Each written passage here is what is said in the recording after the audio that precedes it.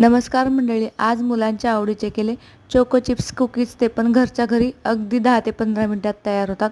खूप सुंदर लागतात. व्हिडिओ आवडला तर सबस्क्राईब करायला विसरू नका. चला तर पटकन तयार करूयात. तर एका भांड्यामध्ये घेतलं 1 वाटी साजूक तूप, त्याच्यामध्ये 1 वाटी पिठी साखर घालायची. छान असा फेटून घ्यायचं हलकं फुलकं होईपर्यंत, त्याचा कलर बदलेपर्यंत. एक चाळणी घ्यायची, चाळणीमध्ये 2 वाट्या घालायचं मैदा, 2 मोठे चमचे घालायचे कस्टर्ड पावडर, 2 मोठे चमचे घालायचं कोको पावडर, थोडासा सोडा घालायचा. छान असं चाळून घ्यायचं.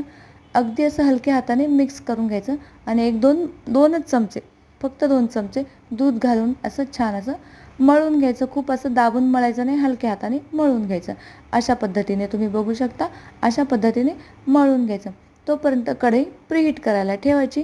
कढई तापेपर्यंत आपण याचे छान असे गोळे तयार करून घेऊ. पेढ्याच्या आकाराचे इथे मी गोळे तयार केले. त्याच्यावर चोको चिप्स लावले आणि 15 ते 20 मिनिटांनंतर बघू शकता